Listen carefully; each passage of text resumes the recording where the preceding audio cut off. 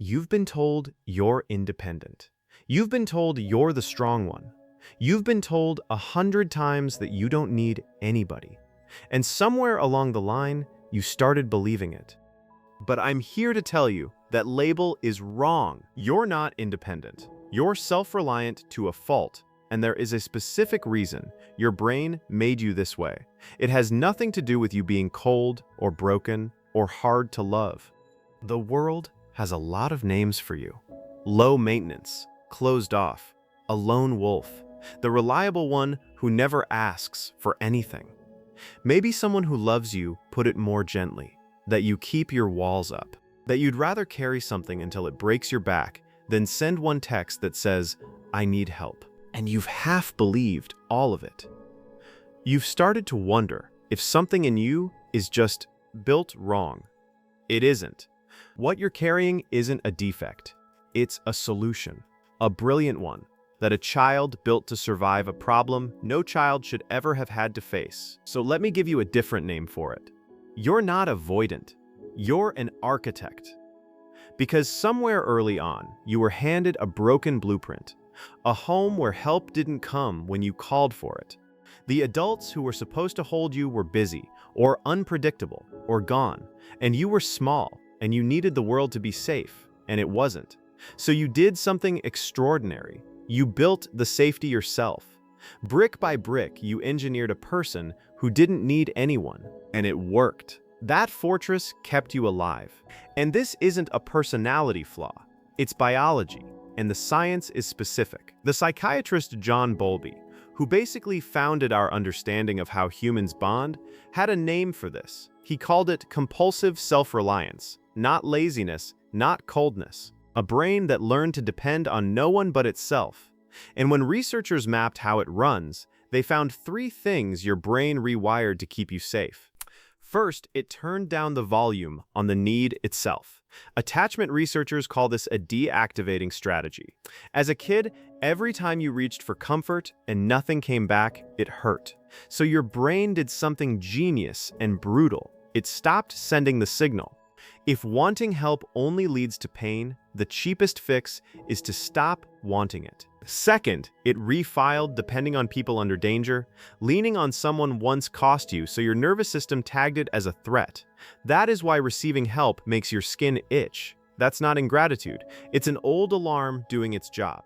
Third, it learned to run with no backup. And this is the one quietly draining you.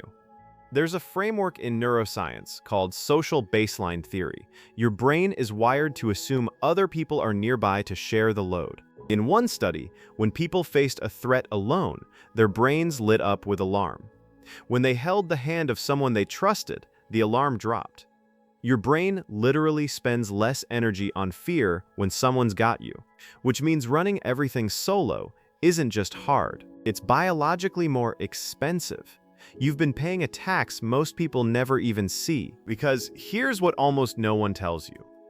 Humans were never built to survive alone. For nearly all of our history, a person by themselves was a person who didn't make it. We made it through each other. Connection wasn't a luxury, it was the survival strategy. So you've been doing the single hardest thing there is, running a human being on a setting it was never designed for. That's not weakness. That's a kid who looked at a world with no safety net and built one out of nothing but themselves. You should be in awe of that kid. But here's the catch with the fortress you built.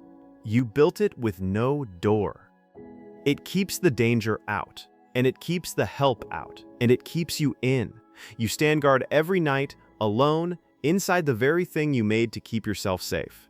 It's why you're exhausted. You've been the load-bearing wall in every room you've ever walked into. And nobody asks the wall how it's holding up, because the wall never looks like it's struggling. That's the trap. The stronger you look, the more alone you get. Once you see this, everything you've hated about yourself flips. You can't relax? That's not restlessness. Your system never got the all clear that someone else is on watch, so it never stands down. You take on too much, you can't delegate. That's not you being a control freak. You learned the only reliable person was you. Back then, that was true. It just isn't the whole truth anymore. People say you're hard to get close to. You're not cold, you built a fortress with no door. The wanting never left, you just never got to install the way in. And here's the part nobody told you. Doors can be added later. So let's add one, not by tearing the walls down, you need those, just by cutting a small door, on your terms. And you start impossibly small. Start so small, it barely counts as a risk at all. Ask someone to grab something off a shelf. Ask which of two shirts looks better. It feels like nothing, and that's exactly the point. Every time you ask and the sky doesn't fall, you teach your nervous system a fact it never got to learn. Asking is not dangerous. Call it the 2% ask. You're not fixing yourself in one leap. You're rewiring it one tiny, almost invisible rep at a time. Then, when that stops terrifying you, go one step deeper. And this is the one that scares architects most, so hear the loophole first.